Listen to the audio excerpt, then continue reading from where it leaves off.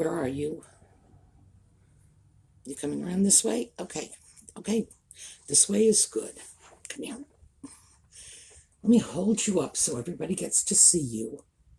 I want them all to see what a bad kitty looks like. Yeah, that would be you. All right. All right.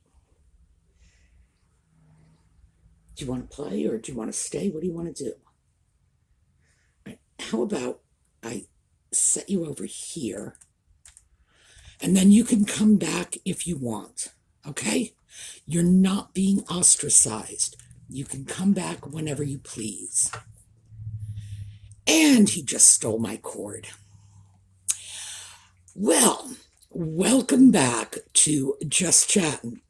And this is the series of videos we do on Thursday and Sunday evenings just for our own amusement. And I need to ask you to excuse me for a moment because he's chewing that cord. Okay, I've got it. And I'm just going to tuck it under my butt where he can't get it. Okay, let's start off with a little bit of Audie news.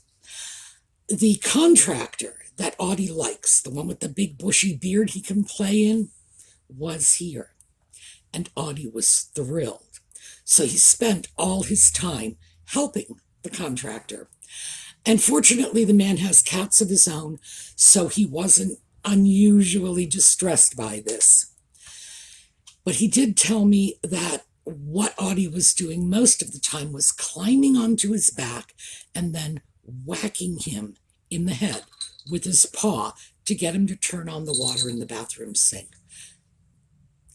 Audie tells me, he meows at me when he wants me to turn the water on, but I guess he got the impression somehow that this guy doesn't speak cat. He does, in fact. He could have meowed at him. He still would have gotten the water.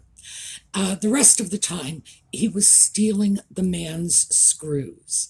He had a large, coffee can of screws, and Audie was just helping himself. So, for the last 2 days, I have been finding those screws, especially when I walk around at night with no shoes on. So, by the way, that is the best way to find a screw. So, but that's not all Audie's up to. Audie liked this guy very much and wanted to persuade him to stay, because when Audie finds someone he likes, that's his plan. You never get to leave. It's like, I like you, I've adopted you, you must stay here. So in order to do that, he decided to show him how good life was around here and went out and killed a chipmunk. Came in, threw it at my feet, picked it up again, threw it down again, just so I was very clear about the fact that this was dead chipmunk and that I would go and tell the guy, oh yeah, we eat like this every day, fresh chipmunk on toast here every morning. So of course I had to dispose of the chipmunk. Audie naturally was hoping that this would translate into, move into this house, I'm a good provider. The guy, of course, has his own cats to go home to, so no, he didn't stay. And Audie protested by, doing what he usually does, which is trash sitting. Decided to sit on the trash cans, not while they're on the patio and somewhat sheltered from the main road. Oh no, right out on the main road, because he's tired of humiliating me in private. Now he's humiliating me in front of all the neighbors. So it's like, yeah, here's a poor cat. I got nowhere to sit but a trash can, because nobody will put a special blanket on the sofa just so I can roll around on it. Oh yeah, I guess maybe they will. So he has been in high Audie gear all week. Who knows? He may be back to entertain us a little more.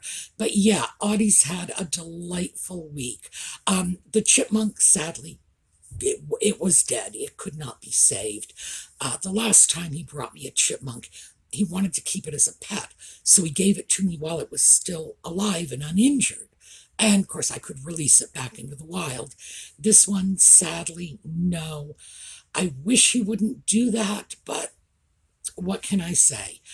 I guess it was more important to him to prove that he was a good provider. So, all right, end of the Audie news. Now, on with, I know, not the important stuff. I almost said the important stuff, Audie, I know that. With the non-Audie stuff. And when we come back, we have 2 issues we're going to take a look at today. So, in a minute.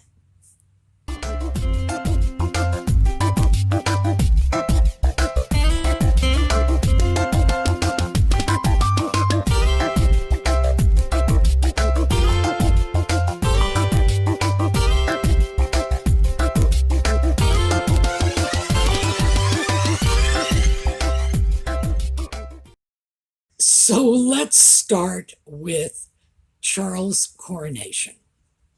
The date has been set, and it has been set for May 6th, which is allegedly Archie Mountbatten Windsor, the putative child of the Montecito couple. It's allegedly his birthday. Now, I know there's a lot of dispute about this, so not taking sides, just, I'm only reading the news, I don't make it. Now, ordinarily, if one was normal and not like completely bug crap crazy, one would say, isn't this sweet? He's being coronated on Archie's birthday. Oh no, no. Because that would be a normal reaction. Instead, apparently Montecito and all of their little minions have decided that what this really is a slight to Archie. The kid's 4 years old. You can get him out of bed in the morning and say, "Hi, Archie, it's Tuesday," and he'll be all excited. And you can get him up the next day and say, "Hi, Archie, it's Penguin Day," and he'll be all excited. You know why? He's 4. At 4 years old, they don't know the difference between morning and afternoon. How are they going to know when their birthday is? I mean, really, you think a 4-year-old can read a calendar? Believe me, I've known some pretty bright 4-year-olds.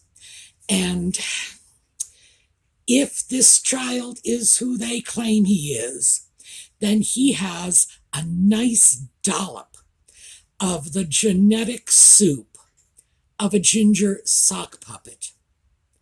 You gotta know, you're going to be lucky if this kid can count to 4 by the time he's 13.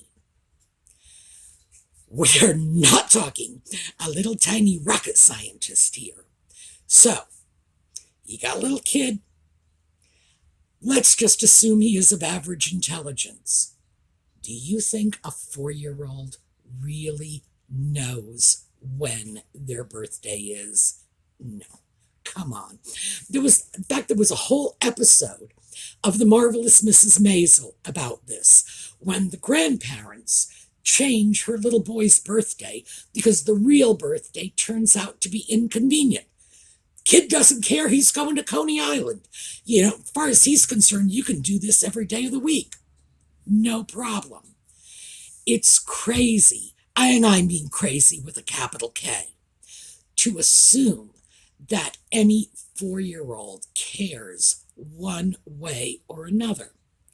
But as I said, if Charles decided he was going to be coronated on my birthday, I would say, isn't this wonderful? He's being crowned on my birthday. Lovely. Why not put the positive spin on this? Now, we all know that a coronation is something that takes a very long time to prepare for.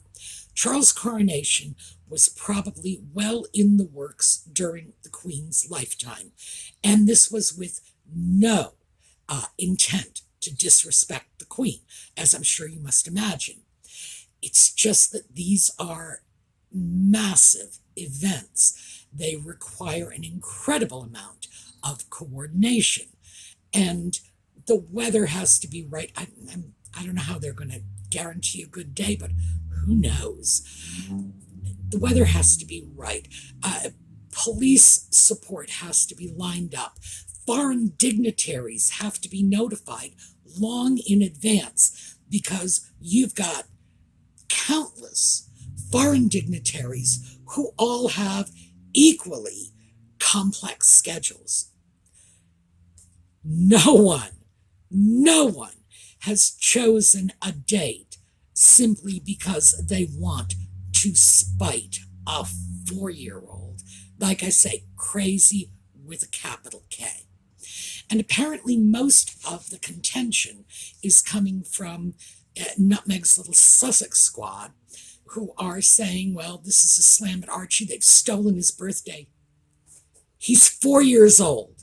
He's going to be a lot more concerned if somebody steals his Pop-Tart than if somebody steals his birthday. It's all very, well, I was going to say abstract, but not even. It's beyond the comprehension of a 4-year-old child. And in any event, I'm casting back. I know a lot of you are in my general age group. So you will remember that in my childhood, which was your childhood, even when mothers were at home, for the most part, when we had birthdays when we were little, we rarely celebrated our birthday on our actual birthday. The birthday was usually celebrated on some nearby Saturday, so we could have a party with all our little friends and go out in the backyard and make a mess and whatever. If our birthday fell on a school day, no one was letting us have a party on a school day. It would be shifted over to the weekend. Very few of us celebrated our birthday on our birthday.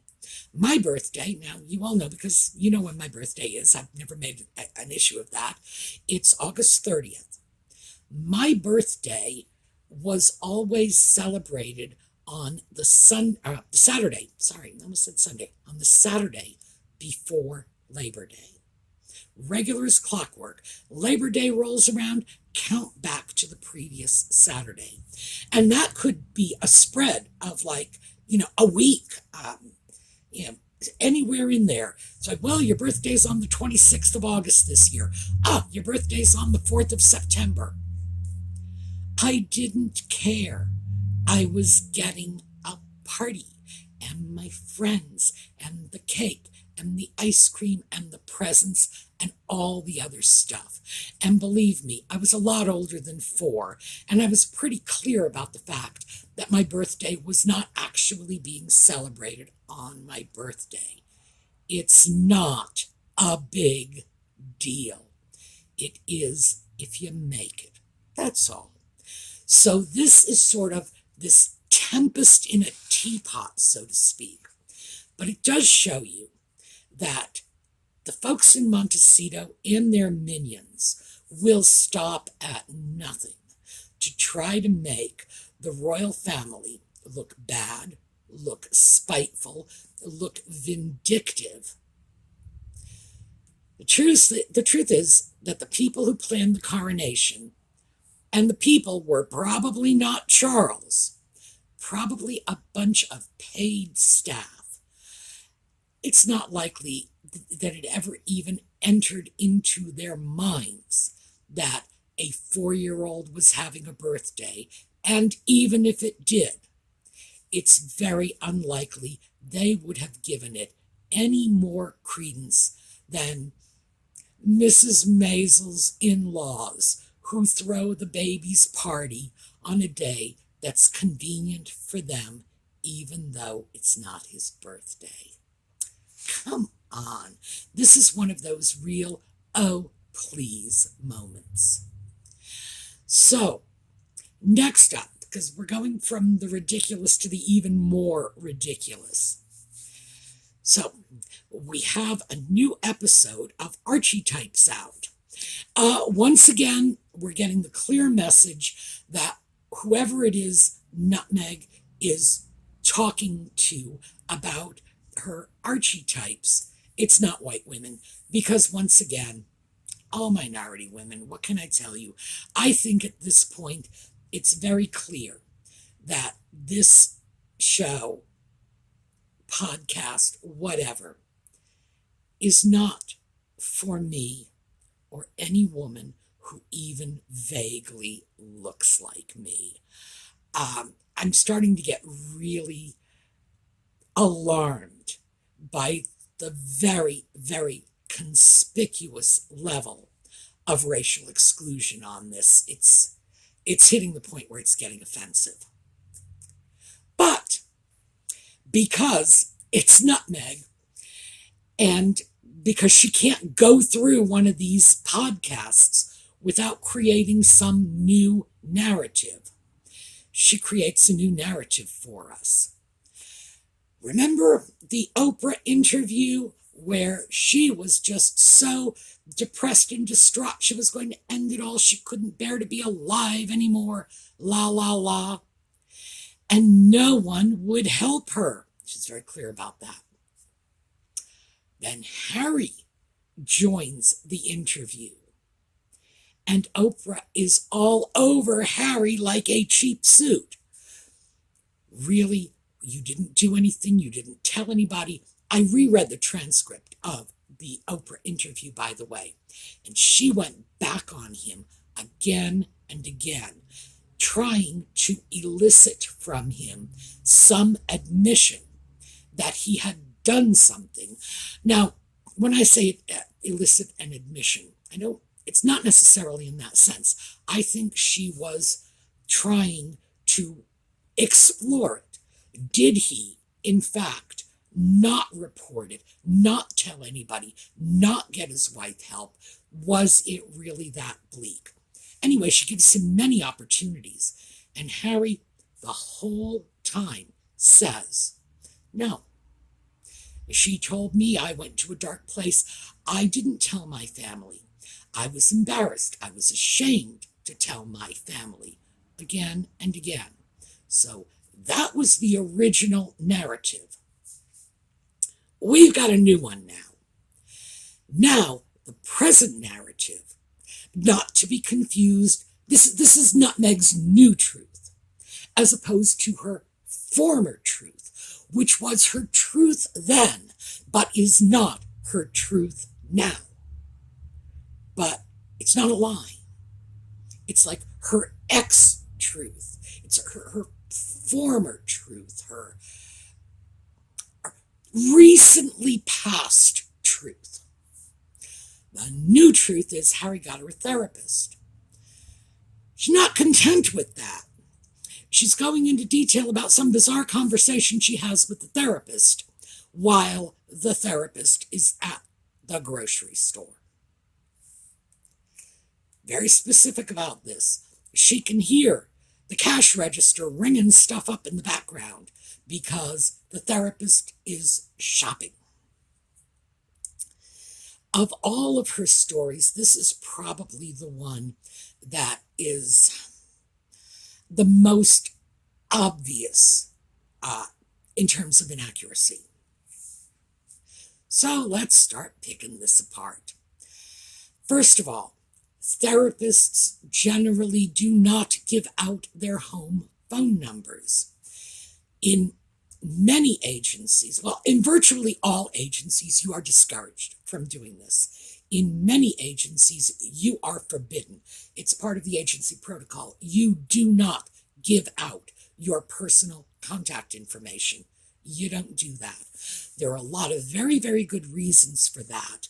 But when you look at, and this is, I just want to throw this out to you so that you will understand that you don't need to be a professional therapist to see why that doesn't happen. Even if you are dealing with a reasonably cogent client base, client population, if people are not in extreme crisis, it's easy enough for a client population, people who come in and sit with you week after week, telling you their secrets and their innermost conflicts and problems and embarrassing moments, and you know things about them their best friend, their own mother, doesn't know. You got to see how easy it is for you to blur the line and think, this is not a professional, this is my friend. Because I'm talking to him, I'm talking to her the way I would talk to a friend. The boundaries get very blurry, and that's not good for anyone, especially not the therapist, because you need objectivity to provide the professional service that client is entitled to. And they're entitled to that from the moment they walk through your door. It's that simple. You're obligated to give them the best service you can. And the best service you can give them is detached, objective, professional. They're not paying you to be their friend. They are paying you because they want access to all that education. And, you've got the diplomas up on your wall. That's what they're giving you money for. So, of course, you have to make sure the lines are clear. Very simple. I've worked for all kinds of different agencies. In most of them, it was a hard and fast rule. You were not allowed to cross that line. You were not allowed to give a person in your client pool your personal contact information. That was even in the agencies where it was strongly discouraged. You would find your supervisor, and I did this when I supervised people. Your supervisor would sit you down and say, let me give you a couple of war stories from myself, from other people, about how this can go bad on you before you even know it. Because we've all got them. We've all got the war stories, the times when those lines were crossed. So, therapists taking client phone calls in the grocery store, I have a really serious problem with that. Now, you may say UK, I'm in the US, all right, fine.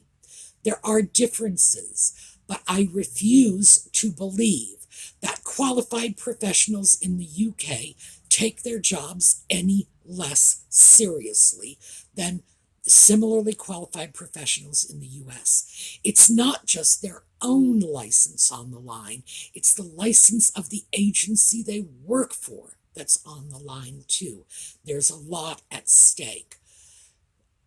That's not the way it happens. You're just walking down the street with your cell phone in your hand, counseling someone. I can tell you right now, I couldn't do it. I need not to be in a distracted state of mind like that. I need not to be worried about checking my groceries out of the supermarket or crossing the street or is a car coming. No, come on. People don't do their jobs like that. So, do I believe that? Absolutely not. I really have a serious problem with that. Now, my problem, of course, goes right back to the Oprah interview in which Nutmeg denied categorically that she got any help from anyone, and Harry categorically denied that he got any help for her. It's all in the transcript. At that time, it didn't happen. But now it has, because that was her truth then, and this is her truth now.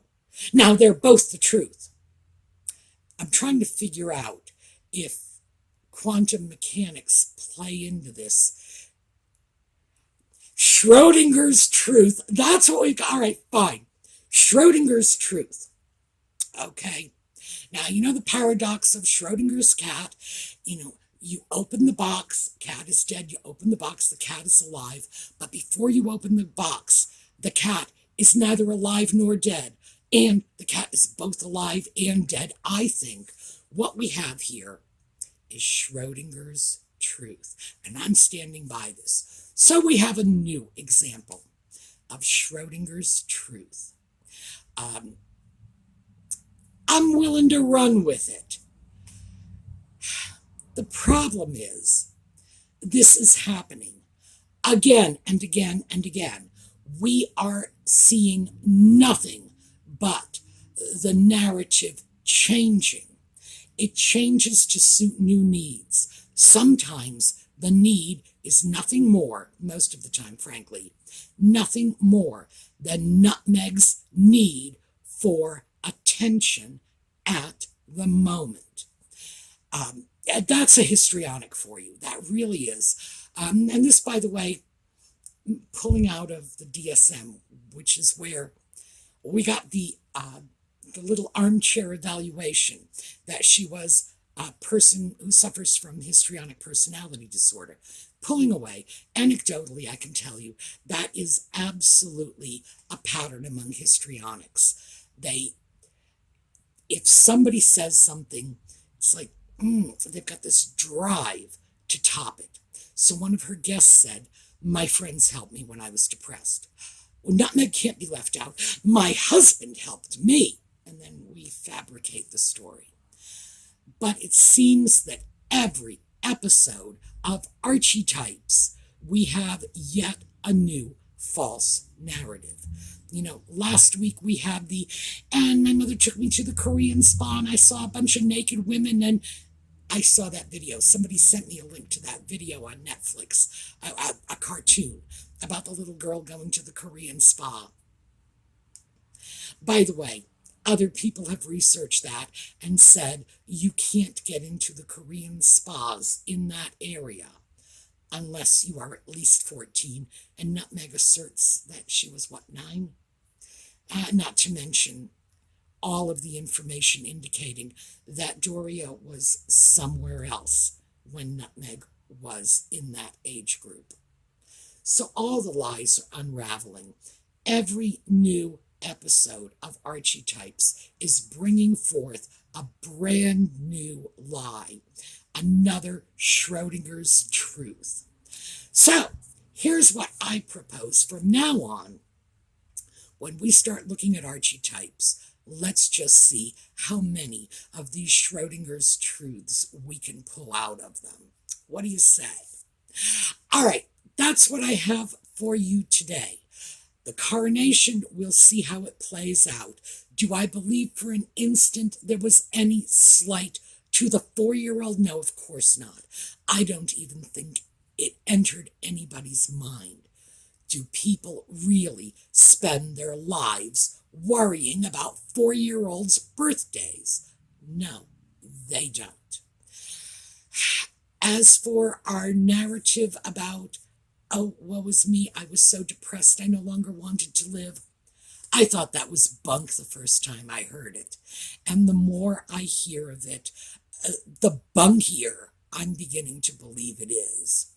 All right, let's take a look at a slideshow on the way out. I will see you all on Sunday. Well, weekend for those of you who follow the thrift videos, but just chatting Sunday evening. Meanwhile, have a terrific day.